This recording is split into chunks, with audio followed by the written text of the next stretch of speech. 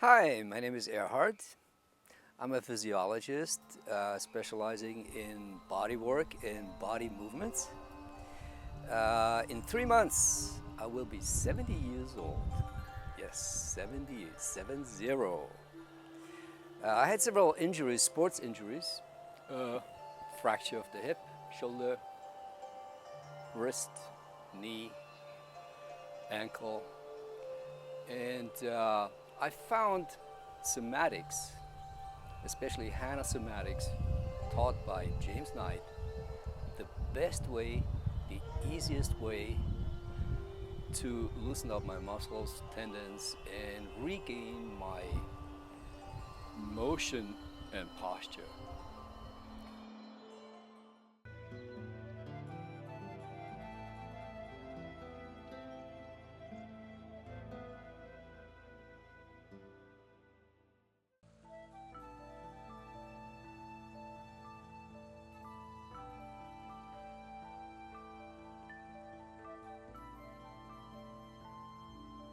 This next exercise is called Somatic Hip Openers. And the anatomical focus is the inside and the outside of the leg, as well as the hips and the ankle.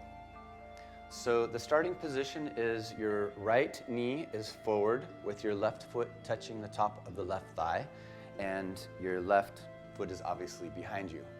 Left hand is on top of the left knee, and there's a concept in Hanna Somatics called pandiculation. And so what I'd like you to try to do is to lift your top knee into your hand, and at the same time that you're lifting your knee, you're applying pressure with your top hand, approximately 1 or 2 pounds of pressure. You're matching the strength of the leg muscles. And now let your leg slowly give in as you keep pressing with your top hand.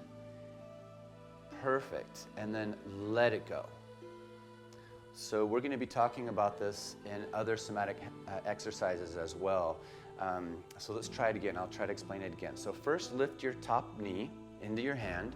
At the same time, your top hand is pressing into your knee and matching your strength. And now slowly let go of the contraction in the leg muscles until you get to the bottom, and then let it all go. Remember to breathe. Take a nice deep breath in. Sometimes when you're learning something new, we tend to hold our breath. So let's try it again. Lift the left knee into your hand and your hand into your knee. With your eyes closed, feel which muscles you're using on the outside of your leg. And now slowly come down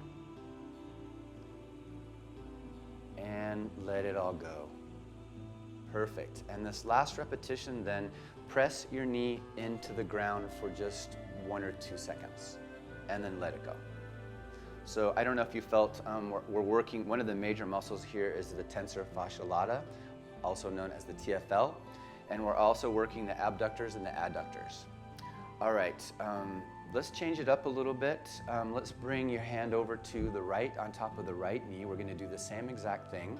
So lifting the right knee off the floor into your left hand, match the strength of your leg and your arm, and now let your top arm win as you slowly lower the leg.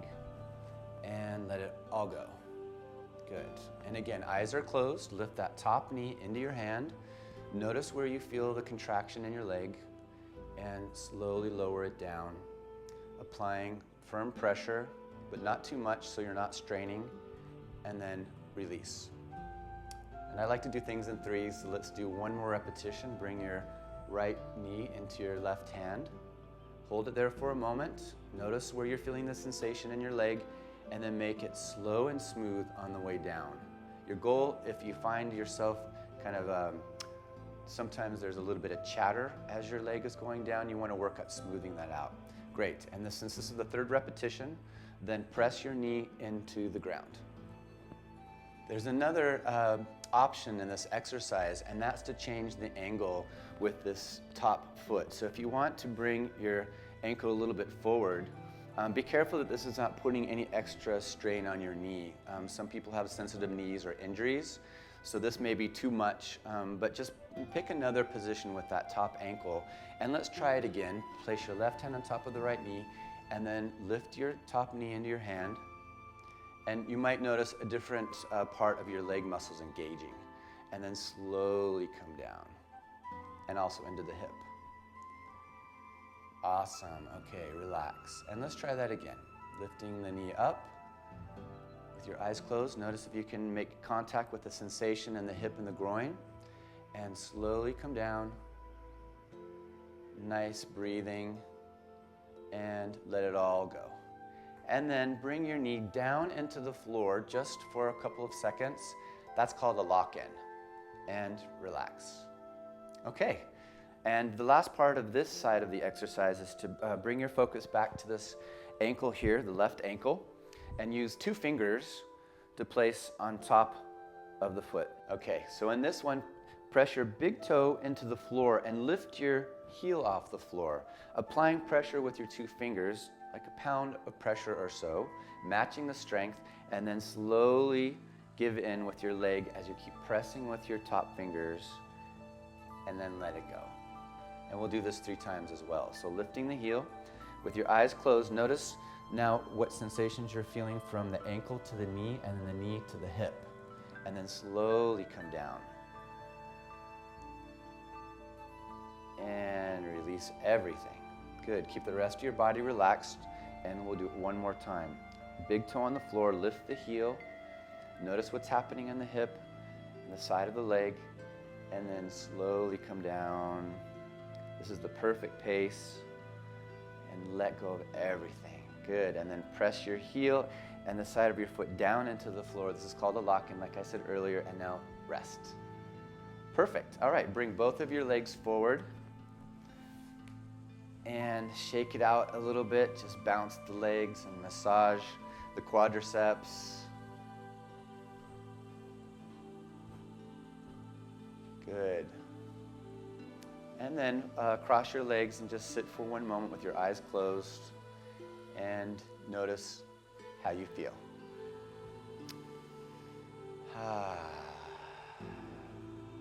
In Hanna Somatic Education, we often take breaks in between each exercise so that the brain can register if there's a difference, and there's a lot of information being relayed. You're repatterning the muscle to brain, creating new neural pathways so that you can regain control, flexibility, and strength in the part of the body that we just worked. So one more deep breath in. Let all the instructions go. Okay, let's do the other side. The left knee is forward, the right knee is bent, and the right ankle is behind. I wanted to share with you a couple of options that you can do with the arm and the hand that's supporting your weight. One option is to keep your palm flat on the ground. Another option, if your wrist is sensitive and you want to build strength in the wrist, is to create a tripod with the fingers. And then the last option is you can make a fist and support your weight on the back of your knuckles. Okay, great. So with this side, we're going to start with the right knee. So placing the right hand on top of the right knee. Lift the right knee into your hand. At the same time, you're pressing with the top hand into the bottom leg and then holding it for a second. Match that strength. And now slowly let go. Ease up on the bottom leg as you continue pressing with your top hand. And once it reaches the floor, then let go and relax your entire body. And let's do this again. Lifting the right knee into the right hand. With your eyes closed, feel which muscles you're using. And now slowly come down. Keep your focus of attention on the muscles that are releasing. This is a very important part of the re-education process. Let it go. And last time, lifting the knee up into the hand. Pause for a moment. Pause. And slowly come down. Nice and smooth. And let it all go. And now press the knee down into the floor just for a couple of seconds for the lock-in and release. Great. And let's switch over to the left knee. So the right hand on top of the left knee, you're going to be working different parts of the leg now. So go ahead and lift the left knee into your top hand. Pause. Make it slow and smooth as you push your leg down and let it all go. And do it again. Try to relax your shoulders.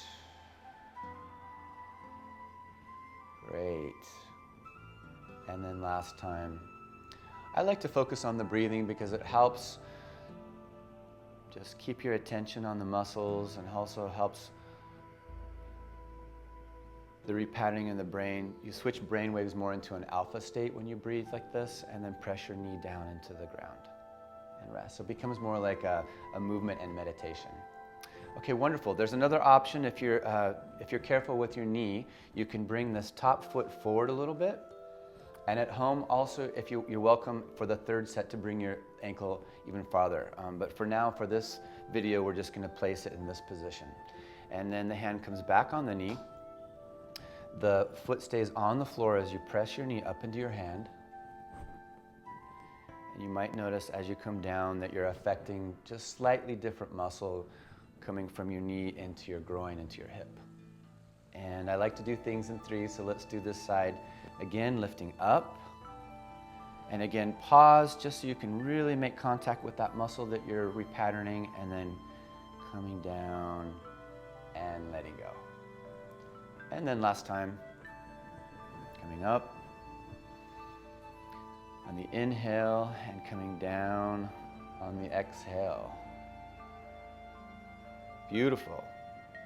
And now press the knee down into the floor and let it go. Great. All right, so let's do the back foot now. Placing the first two fingertips on top of the heel. Keeping the toe balanced on the floor, lift the heel and slowly come down. And rest.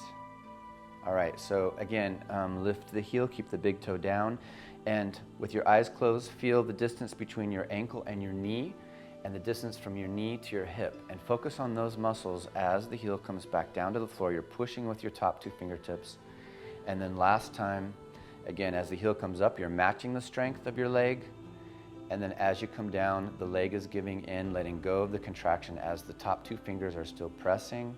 Great, and press your heel into the ground and relax. Bring both your legs forward and shake it out.